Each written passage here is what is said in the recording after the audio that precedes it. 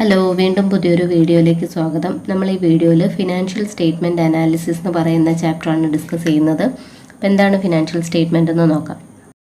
Financial statement are the end product of financial accounting. It is a summarized statement and reports prepared by business concerns to disclose their accounting information. ഒരു financial statement final അക്കൗണ്ടിൻ്റെ end product ആണ്. നമുക്കറിയാവുന്നതാണ്, final account എല്ലാ കമ്പനികളും അതിൻ്റെ വർഷാവസാനം prepare ചെയ്യുന്നതാണ്. അത് തന്നെയാണ് ഫിനാൻഷ്യൽ സ്റ്റേറ്റ്മെൻറ്റ് എന്ന് പറയുന്നത്. ഈ ഒരു ഫിനാൻഷ്യൽ സ്റ്റേറ്റ്മെൻറ്റിൻ്റെ പ്രിപ്പറേഷനിൽ നിന്ന് കമ്പനിയുടെ ഫിനാൻഷ്യൽ പൊസിഷൻ എന്താണ്, അതുപോലെ നെറ്റ് റിസൾട്ട്സ് എന്താണെന്ന് നമുക്ക് ഫൈൻഡ് ഔട്ട് ചെയ്യാൻ പറ്റുന്നുണ്ട്. അത് എക്സ്റ്റേണൽ ആൻഡ് ഇന്റേണൽ യൂസേഴ്സുമായിട്ട് കമ്മ്യൂണിക്കേറ്റ് ചെയ്യാനും സാധിക്കുന്നു. എക്സ്റ്റേണൽ യൂസേഴ്സ് എന്ന് പറയുന്നത് കമ്പനിയുടെ ബാങ്കേഴ്സും ക്രെഡിറ്റേഴ്സും ഒക്കെയാണ്. അതുപോലെ ഇന്റേണൽ യൂസേഴ്സ് എന്ന് പറയുന്നത് കമ്പനിയിലുള്ള വർക്കേഴ്സ്, മാനേജർ, ഷെയർ ഹോൾഡേഴ്സ് അവരൊക്കെയാണ്. ഓക്കെ, ഒരു സമ്മറൈസ്ഡ് സ്റ്റേറ്റ്മെന്റ്. ഈ സ്റ്റേറ്റ്മെന്റിൽ രണ്ട് സ്റ്റേറ്റ്മെന്റ് ആണ് ഇൻക്ലൂഡ് ചെയ്തിരിക്കുന്നത്, ഇൻകം സ്റ്റേറ്റ്മെന്റും അതുപോലെ പൊസിഷൻ സ്റ്റേറ്റ്മെന്റും. ഇൻകം സ്റ്റേറ്റ്മെന്റിനെ പ്രോഫിറ്റ് ആൻഡ് ലോസ് അക്കൗണ്ട് എന്ന് പറയും. പൊസിഷൻ സ്റ്റേറ്റ്മെന്റ് ആണ് balance sheet. P&L account prepare ചെയ്യുന്നത് കമ്പനിയുടെ നെറ്റ് റിസൾട്ട്സ് അറിയുന്നതിന് വേണ്ടിയിട്ട്, അതായത് നെറ്റ് പ്രോഫിറ്റ് ആണോ നെറ്റ് ലോസ് ആണോ എന്ന് ഫൈൻഡ് ഔട്ട് ചെയ്യാൻ വേണ്ടിയിട്ട് അല്ലേ. പൊസിഷൻ സ്റ്റേറ്റ്മെന്റ് ആയ ബാലൻസ് ഷീറ്റ് പ്രിപ്പയർ ചെയ്യുന്നതോ ഫിനാൻഷ്യൽ പൊസിഷൻ അറിയുന്നതിന് വേണ്ടിയിട്ട്. ഓക്കെ, ഇനി ഈ ഒരു ഫിനാൻഷ്യൽ സ്റ്റേറ്റ്മെന്റ് അനാലിസിസിൽ മെയിനായിട്ട് യൂസ് ചെയ്യുന്ന ടെക്നിക്ക് അല്ലെങ്കിൽ ടൂൾസ് ആണ് ഇവിടെ തന്നിരിക്കുന്നത്. അതിൽ കമ്പാരേറ്റീവ് സ്റ്റേറ്റ്മെന്റ് ഉണ്ട്, common size statement, trend ratios, fund flow statement, cash flow statement, ratio analysis, അതുപോലെ ബ്രേക്ക് ഇവൻ പോയിന്റ് അനാലിസിസ്. ഈ വീഡിയോയിൽ നമ്മൾ കമ്പാരേറ്റീവ് സ്റ്റേറ്റ്മെന്റിൽ വരുന്ന കമ്പാരേറ്റീവ് ബാലൻസ് ഷീറ്റിന്റെ പ്രിപ്പറേഷനാണ് നോക്കുന്നത്. ഓക്കെ, ഈ ഒരു കമ്പാരേറ്റീവ് സ്റ്റേറ്റ്മെന്റിൽ രണ്ട് സ്റ്റേറ്റ്മെന്റ് വരുന്നുണ്ട്, comparative balance sheet and comparative income statement. അതുപോലെ കോമൺ സൈസ് സ്റ്റേറ്റ്മെന്റിലും രണ്ടെണ്ണം വരുന്നുണ്ട്, കോമൺ സൈസ് ബാലൻസ് ഷീറ്റും കോമൺ സൈസ് ഇൻകം സ്റ്റേറ്റ്മെന്റും. ക്ലിയർ? കമ്പാരേറ്റീവ് സ്റ്റേറ്റ്മെന്റ് എന്ന് പറയുമ്പോൾ ആ ഒരു ടേം കേൾക്കുമ്പോൾ തന്നെ നമുക്ക് മനസ്സിലാകും, 2 വർഷത്തെ ബാലൻസ് ഷീറ്റിലെ ഐറ്റംസ് തമ്മിൽ കമ്പയർ ചെയ്യുകയാണ്. അപ്പോൾ പ്രീവിയസ് ഇയർ ആണ് നമ്മൾ ബേസ് ആയിട്ട് എടുക്കുന്നത്. ഓക്കെ, ഈ ഒരു കമ്പാരേറ്റീവ് ബാലൻസ് ഷീറ്റിന്റെ പ്രിപ്പറേഷൻ നമുക്ക് നോക്കാം. ഇതാണ് നമ്മളുടെ ക്വസ്റ്റ്യൻ. ഇവിടെ ഒരു ബാലൻസ് ഷീറ്റ് ആണ് തന്നിരിക്കുന്നത്. ബാലൻസ് ഷീറ്റിൽ 2 വർഷത്തെ ഇൻഫർമേഷൻ ഉണ്ട്, 2015-ഉം 2016-ഉം. അപ്പോൾ ഇത് പ്രീവിയസ് ഇയർ, ഇത് കറന്റ് ഇയർ. ഓക്കെ, ക്വസ്റ്റ്യൻ എന്താ പറഞ്ഞിരിക്കുന്നത്? അത് തന്നെയല്ലേ, ഇത് following are the balance sheet of X limited as on 31st March 2015 and 16. നമുക്കറിയാവുന്നതാണ് ഒരു ബാലൻസ് ഷീറ്റ് ഒക്കെ അല്ലേ. ഇക്വിറ്റി ആൻഡ് ലയബിലിറ്റീസ്, അതിൽ ഷെയർ ഹോൾഡേഴ്സ് ഫണ്ട്, ഷെയർ ക്യാപിറ്റലും reserve and surplus, share application money, pending allotment, അങ്ങനെ കുറേ ലയബിലിറ്റീസ് ഉണ്ടാകും. Non current liability, current liabilities, അതിൻ്റെ ടോട്ടൽ. ഇവിടെ ഫിഗേഴ്സ് കുറച്ച് വലുതാണ്, അപ്പോൾ ആൻസറിലേക്ക് എഴുതുമ്പോൾ നമുക്ക് ₹1000 ആയിട്ട് എഴുതാം കേട്ടോ. അസറ്റ്, നോൺ കറന്റ് അസറ്റിൽ ഫിക്സഡ് അസറ്റും ടാഞ്ചിബിളും, കറന്റ് അസറ്റിൽ inventories, trade receivables, cash and cash equivalents. Okay, അപ്പോൾ ബാലൻസ് ഷീറ്റ് കറക്റ്റായി. ഇങ്ങനെ ഒരു ബാലൻസ് ഷീറ്റ് തരുമ്പോൾ ഇതിൽ നിന്ന് കമ്പാരേറ്റീവ് ബാലൻസ് ഷീറ്റ് പ്രിപ്പയർ ചെയ്യാൻ പറഞ്ഞിട്ടുണ്ടെങ്കിൽ നമ്മൾ ഈ സെയിം ക്വസ്റ്റ്യൻ തന്നെ ആൻസറിലേക്ക് കോപ്പി ചെയ്യുക. എന്നിട്ട് അഡീഷണൽ ആയിട്ട് 2 കോളം പ്രൊവൈഡ് ചെയ്യേണ്ടി വരും. അപ്പോൾ ഇതിൻ്റെ ഫോർമാറ്റ് ഞാൻ കാണിക്കാം. ഇതുപോലെയാണ് വരയ്ക്കേണ്ടത്. ഇതൊരു ഫോർമാറ്റ് എന്നൊന്നും പറയാൻ പറ്റില്ല. Comparative balance sheet as at 31st March 2015 and 16 heading എഴുതിയിട്ട് നമ്മളുടെ ബാലൻസ് ഷീറ്റ് ഇല്ലേ, ബാലൻസ് ഷീറ്റ് അതുപോലെ തന്നെയാണ് ഞാൻ ആൻസറിലേക്ക് കോപ്പി ചെയ്തിരിക്കുന്നത്. ഇവിടെ പർട്ടിക്കുലർ, നോട്ട് നമ്പർ 2015 ആൻഡ് 16 കണ്ടോ.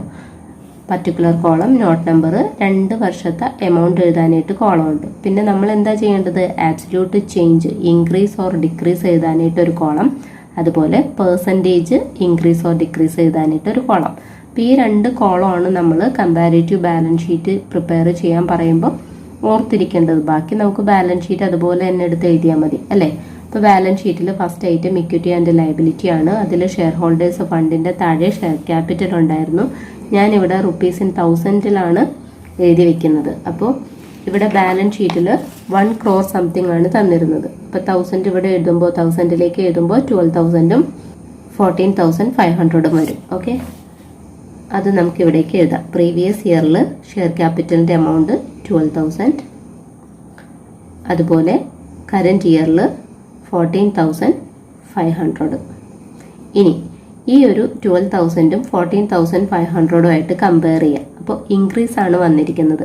നമ്മളിവിടെ absolute change increase or decrease എഴുതാനായിട്ടുള്ള ഒരു കോളാണ്. അപ്പോൾ ഇൻക്രീസ് എത്ര എമൗണ്ട് ആണ്?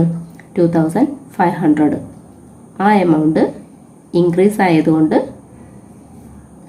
2,500 എന്ന് എഴുതി. ഇനി ഡിക്രീസ് ആയിരുന്നു എങ്കിൽ അതൊന്നും ബ്രാക്കറ്റിലേക്ക് എഴുതുക. വേറെ ചേഞ്ച് ഒന്നുമില്ല കേട്ടോ. ഇൻക്രീസ് ആകുമ്പോൾ ബ്രാക്കറ്റ് വേണ്ട. ഇനി കണ്ടുപിടിക്കേണ്ടത് പെർസെൻറ്റേജ് ഇൻക്രീസ് ഓർ ഡിക്രീസ് ആണ്.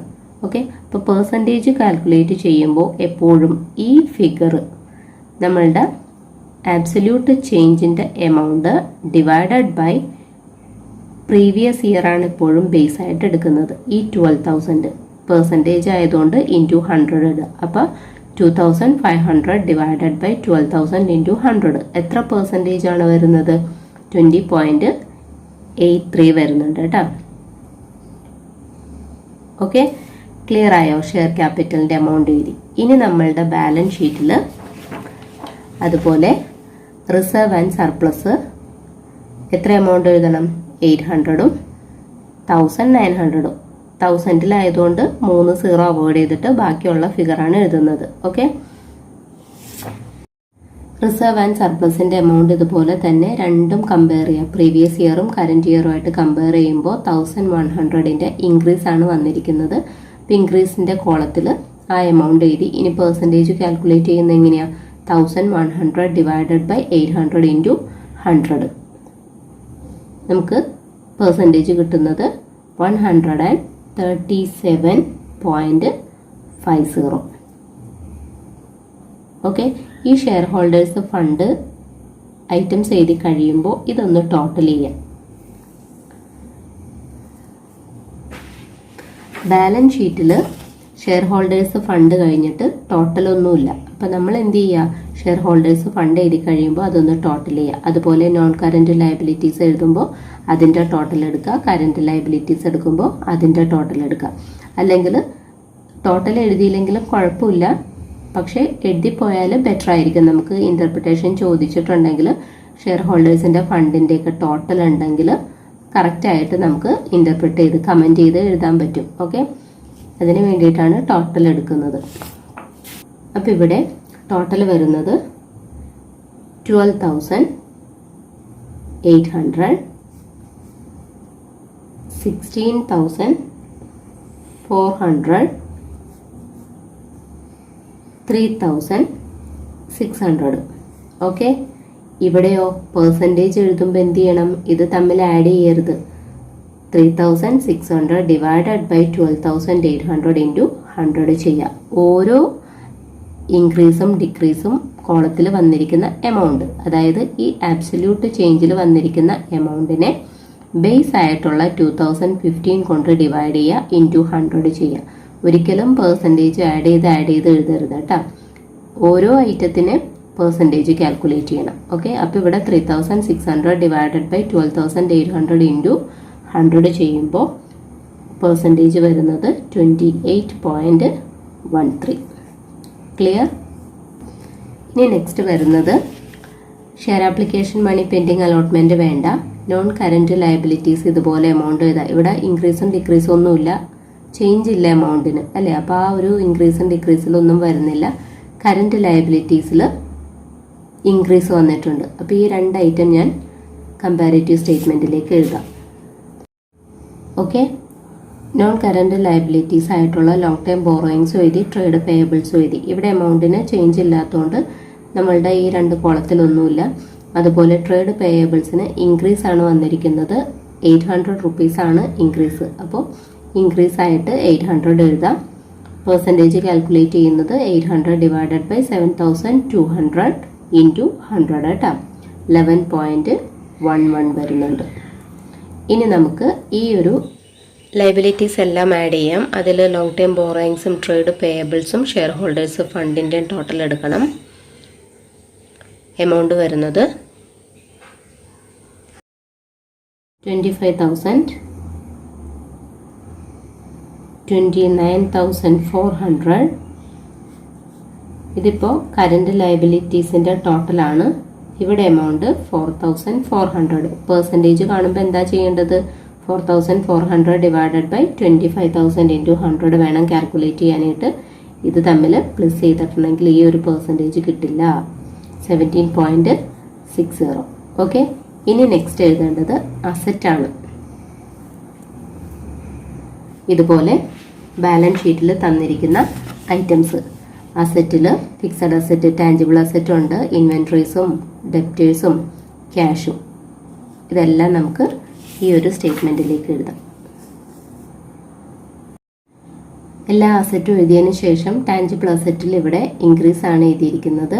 കണ്ടോ, 17,800ഉം 20,100ഉം. അപ്പോൾ ഇൻക്രീസ് 2,300 വന്നിട്ടുണ്ട്. അത് ആ ഒരു കോളത്തിലേക്ക് എഴുതി. ഇൻവെൻട്രീസ് അതുപോലെ ഇൻക്രീസ് ആണ്, 1,000 റുപ്പീസാണ് ഇൻക്രീസ്. അപ്പോൾ ആ ഒരു 1,000 നമുക്ക് ഇൻക്രീസിലേക്ക് എഴുതാം. ഇവിടെ ഇപ്പോൾ ഏതെങ്കിലും ഒരു എമൗണ്ട് ഡിക്രീസ് ആണെങ്കിൽ നമ്മൾ എമൗണ്ട് ഇവിടെ എഴുതും, എന്ത് ചെയ്യണം, ബ്രാക്കറ്റിലിടണം ഫിഗർ കേട്ടോ. ഇതിപ്പോൾ ഇൻക്രീസ് ആണ് 1,000, അതുപോലെ ഇതും ഇൻക്രീസ് വന്നിട്ടുണ്ട് 100 റുപ്പീസ്. ഇനി ഇതിൻ്റെ ഓരോന്നിൻ്റെയും പെർസെൻറ്റേജ് കാൽക്കുലേറ്റ് ചെയ്യണം അല്ലേ. ഇപ്പോൾ ഇൻടാഞ്ചിബിൾ അസറ്റിൻ്റെ പെർസെൻറ്റേജ് കാൽക്കുലേറ്റ് ചെയ്യാനായിട്ട് 2,300 ഡിവൈഡഡ് ബൈ 17,800 ഇൻറ്റു 100 നമുക്ക് കിട്ടുന്ന ആൻസർ 12.92.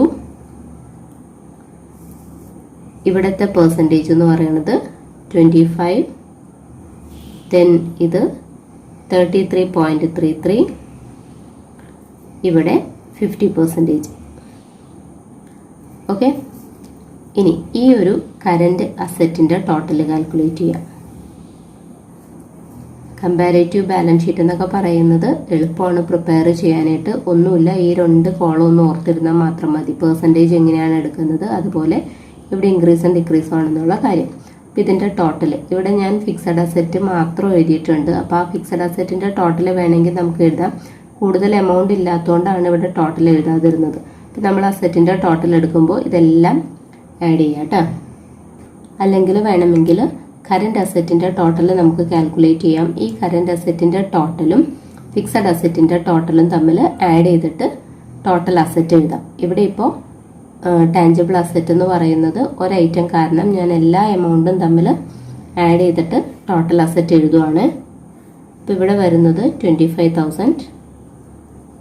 നമുക്ക് എത്രയാണോ ടോട്ടൽ ലയബിലിറ്റി കിട്ടിയിരിക്കുന്നത് അത് തന്നെയായിരിക്കും ടോട്ടൽ അസറ്റിൻ്റെയും എമൗണ്ട്.